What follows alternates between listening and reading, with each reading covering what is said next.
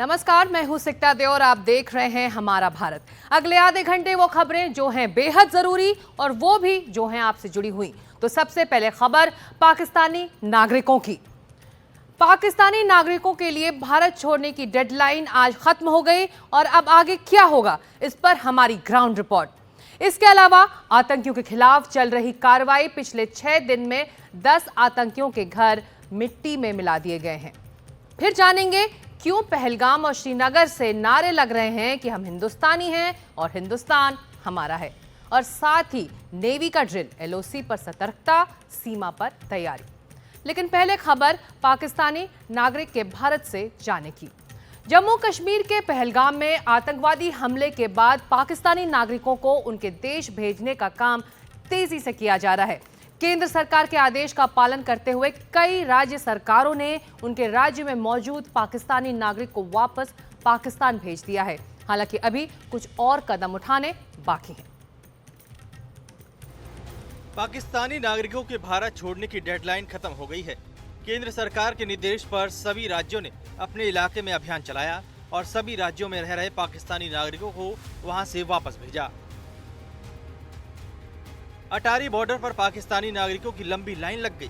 इन्हें भारत सरकार के अल्टीमेटम के बाद पाकिस्तान वापस भेजा जा रहा है। पहलगाम में हुए आतंकी हमले के बाद केंद्र सरकार ने बड़े फैसले लिए थे। ये फैसला उन्हीं में से एक था। जिन लोगों को लौटना पड़ा है उन्हें कुछ समझ नहीं आ रहा कि करे क्या। 2007 आज तक आऊं तीन जाऊं थे पासपोर्ट पड़े ना आप चेक ऐसा नहीं हुआ कभी, ऐसा कभी नहीं थी। वो पहले कोई थी, मेरे बच्चे की शादी है 29 तारीख को छोड़ के जा रही हूं बच्चों के वास्ते। हमारे मदर को नहीं जाने देने, इंडियन पासपोर्ट है इसलिए, और माँ के बगैर हम नहीं रह सकते। हम भी नहीं जाएंगे, मदर को नहीं छोड़ेंगे। तो ये अभी आए, इनको 15 तारीख को बॉर्डर क्रॉस किया था। इनकी 45 दिन की वीजा थी, वो कुछ हलचल ऐसी हो गई तो इनको मजबूरन वापस जाना पड़ा। हम आए थे आज 4 को आए थे, अब 4 अप्रैल को आए थे। 1.5 महीने का वीजा था। अब हालात ऐसे हो गए तो मजबूरन जाना पड़ता।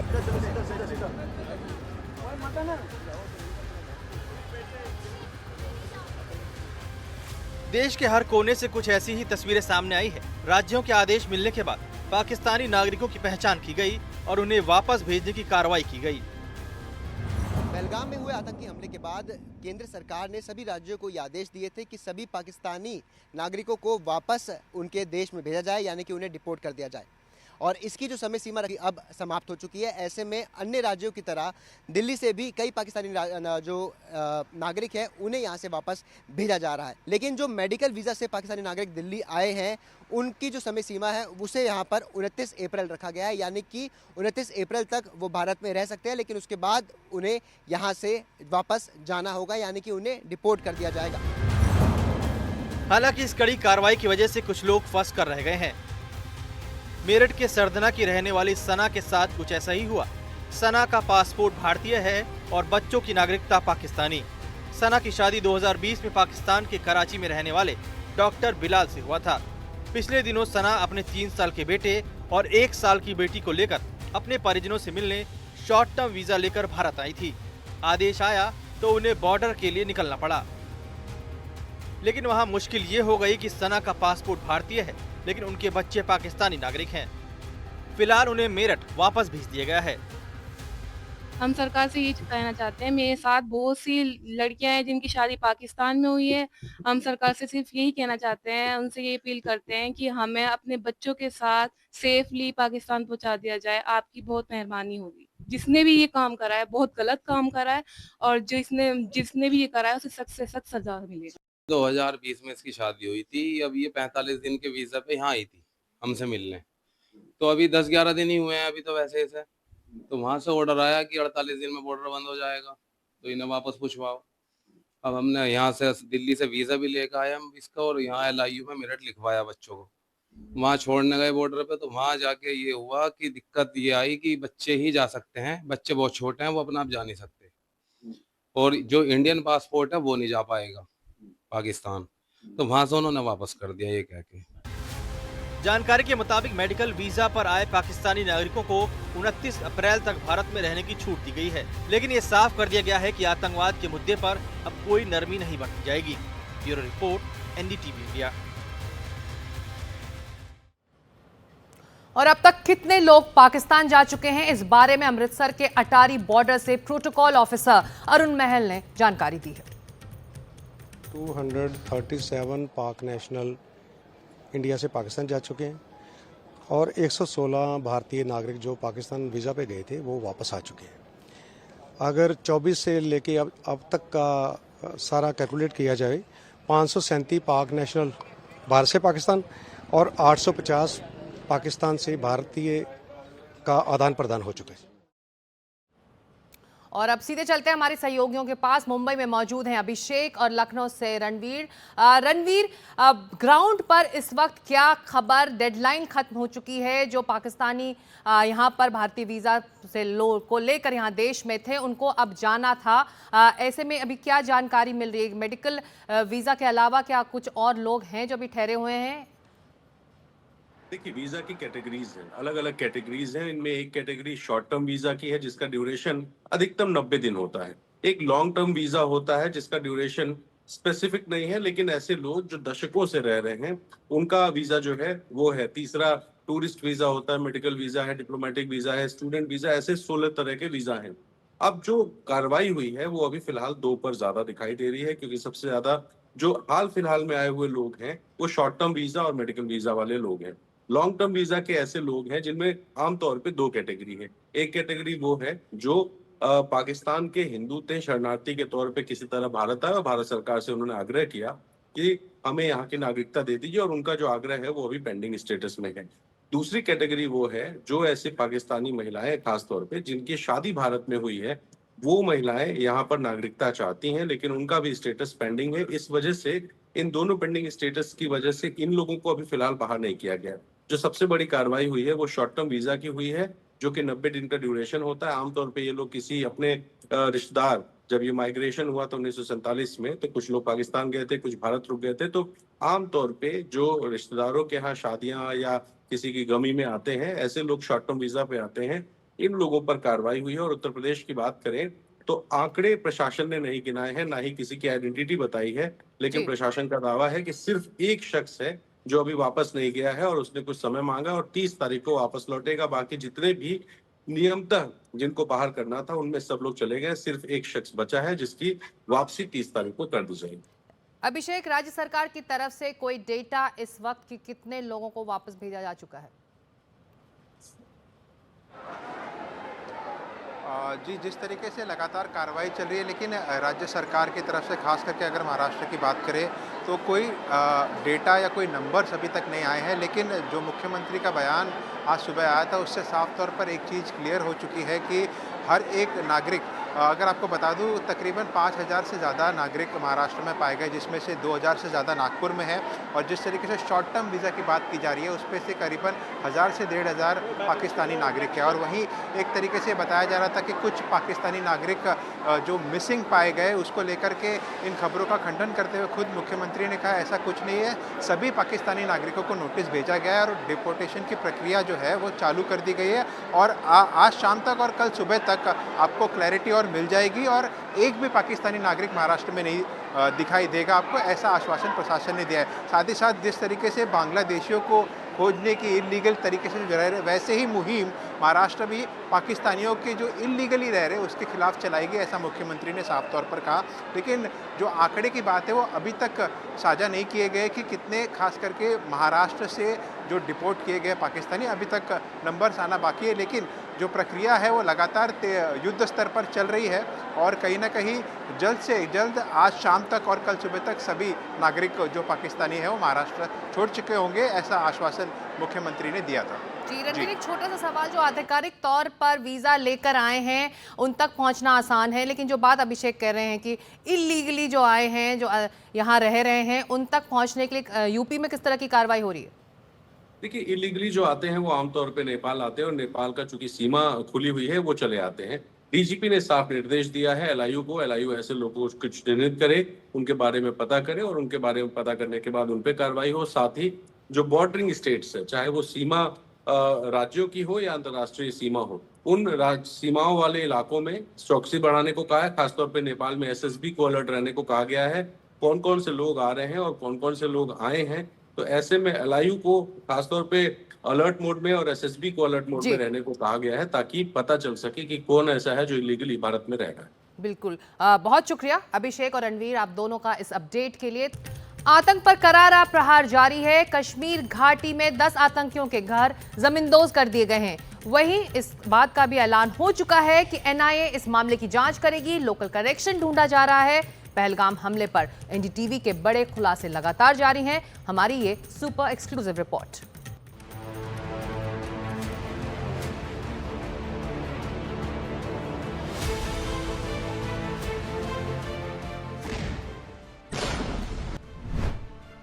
कश्मीर में आतंकवाद को कुचलने की कार्रवाई जारी है।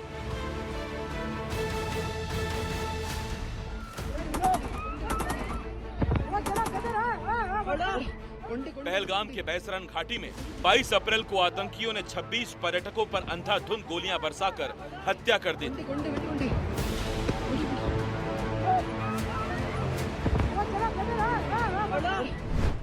इसके बाद से घाटी में सुरक्षा बलों का सर्च ऑपरेशन जारी है। सुरक्षा बलों ने घाटी में पिछले 3 दिनों में 10 आतंकियों के घर ब्लास्ट से उड़ा दिए। ये सभी स्थानीय आतंकी बताए जा रहे हैं। आदिल हुसैन ठोकर अनंतनाग का रहने वाला है, लश्कर तैयबा से जुड़ा है। आसिफ शेख त्राल का रहने वाला है, लश्कर तैयबा से जुड़ा है। शाहिद अहमद कुट्टे शोपियां का रहने वाला है, लश्कर से जुड़ा है। जाकिर अहमद गनई लश्कर से जुड़ा ये आतंकी कुलगाम का रहने वाला है। एहसान उल हक पुलवामा का है, लश्कर से जुड़ा है। आमिर नजीर वानी अवंतीपोरा का है, ये जैश मोहम्मद नाम के आतंकी संगठन से जुड़ा है। जमील अहमद शेर गोजरी बांदीपोरा का रहने वाला है, 2016 से एक्टिव बताया जा रहा है। आमिर अहमद डार शोपियां का है, लश्कर तैयबा से जुड़ा है। अदनान साफी डार जैनपुरा का रहने वाला है और टीआरएफ से जुड़ा है। वहीं फारूक अहमद तेडवा कुपवाड़ा का रहने वाला है और ये भी लश्कर तैयबा का आतंकी है। सुरक्षा बल लगातार आतंकवादियों के खिलाफ कार्रवाई कर रहे हैं और अब तक पिछले 6 दिनों के अंदर 10 आतंकवादियों के घर जमींदोज कर दिए गए हैं।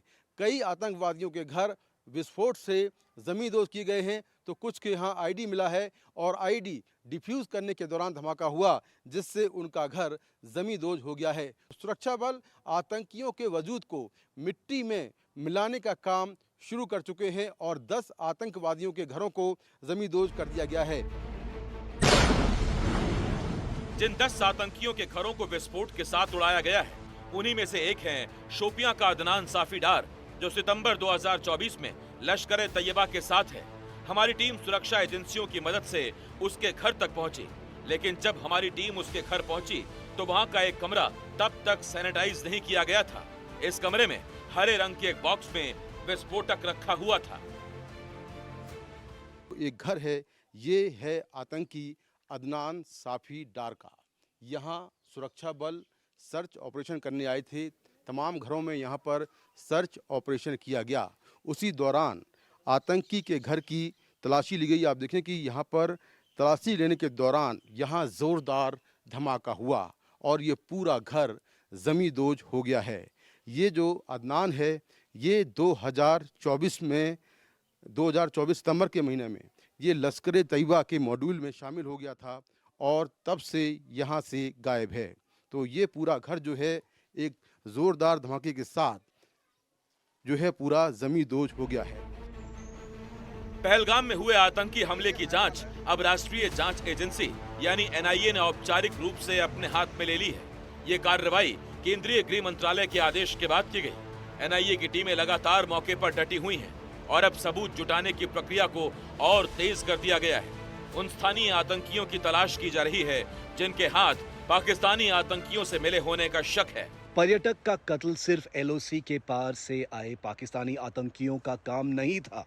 सिर्फ रात के अंधेरों में स्मगल्ड हथियारों की कहानी नहीं थी। ये इसलिए मुमकिन हुआ क्योंकि कश्मीर के कुछ लोगों ने दिए गए भरोसे का खून किया। कश्मीर के कुछ लोगों ने अपने मेहमानों को उन हथियारों के हवाले कर दिया जो तबाही लाने आए थे। पहलगाम आतंकी हमले के बाद सुरक्षा एजेंसियों ने 14 स्थानीय आतंकवादियों की लिस्ट भी तैयार की है जो पाकिस्तानी आतंकवादियों की मदद करते हैं। ऐसे लोग तलाश और धरपकड़ के लिए जम्मू कश्मीर में अलग अलग जगहों पर छापेमारी की जा रही है। ऐसे लोगों की तलाश और धरपकड़ के लिए जम्मू कश्मीर में अलग अलग जगहों पर छापेमारी की जा रही है। आतंकियों का नेटवर्क खत्म करने का अभियान जारी है। Bureau report, NDTV India.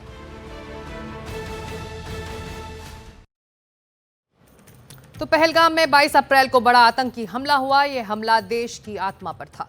बेसारन घाटी जो मिनी स्विट्जरलैंड है, वहां आतंकियों ने सैलानियों को निशाना बनाया। यहां सैलानी अपने जीवन के अनमोल पल जी रहे थे और अचानक परिवारों की जिंदगी बदल गई। आतंकी हमले के खिलाफ पूरे देश में बहुत गुस्सा है। पहलगाम में तो लोग अब बेखौफ होकर सड़कों पर उतर आए हैं। उन्होंने आतंकियों और उनके सरपरस्तों को साफ कह दिया है कि हम हिंदुस्तानी हैं और हिंदुस्तान हमारा है और कोई ताकत इस हौसले को चोट नहीं पहुंचा सकती। हमारे सहयोगी शिव अरोर की ये स्पेशल रिपोर्ट।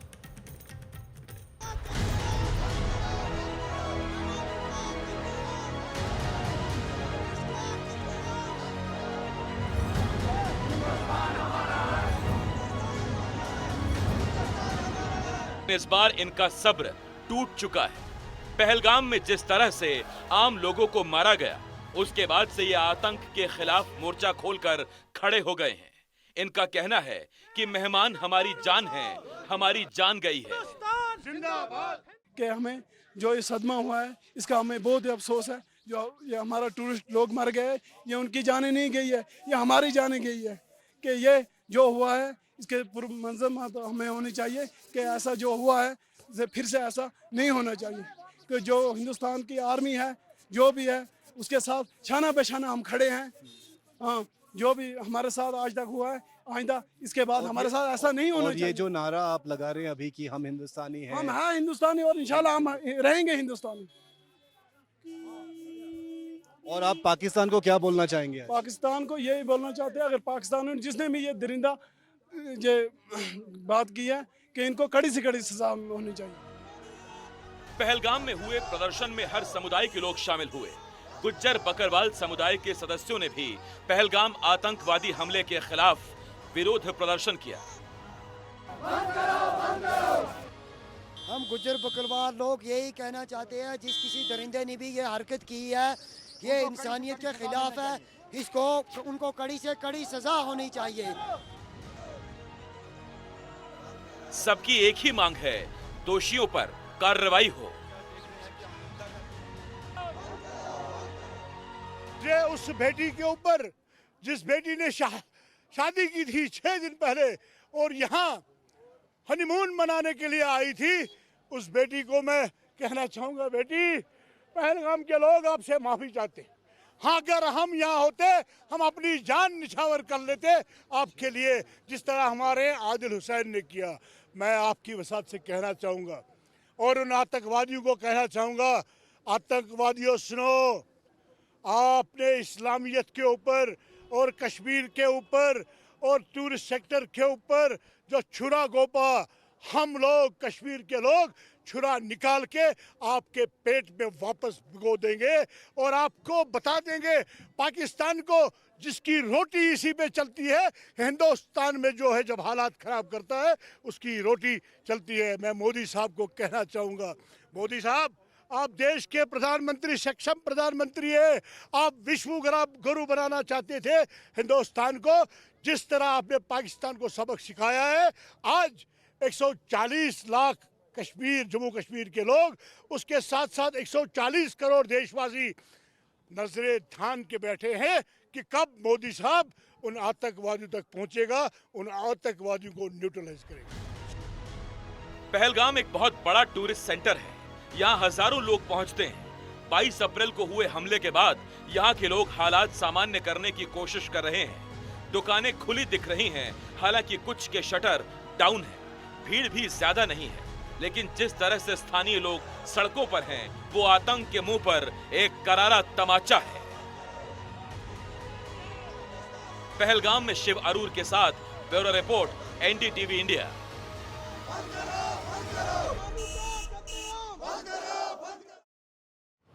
छब्बीस सैलानियों की मौत से देश भर में गुस्सा है। कश्मीर से कन्याकुमारी तक लोगों का आक्रोश सड़कों पर दिखाई दे रहा है।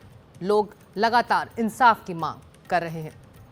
और पहलगाम आतंकी हमले को लेकर पाकिस्तान के साथ बढ़ते तनाव के बीच भारतीय सेना अपने युद्ध तैयारियों को लेकर पुख्ता करने में जुटी है। इंडियन नेवी की जहाजों ने लंबी दूरी तक सटीक आक्रामक हमले के लिए अपने प्लेटफॉर्म, मिसाइल और वेपन सिस्टम को टेस्ट करना जारी रखा है। नौसेना ने शनिवार को कई सफल एंटी शिप फायरिंग टेस्ट को अंजाम दिया। इस टेस्ट फायरिंग में खतरनाक सुपरसोनिक क्रूज मिसाइल ब्रह्मोस का भी इस्तेमाल किया गया।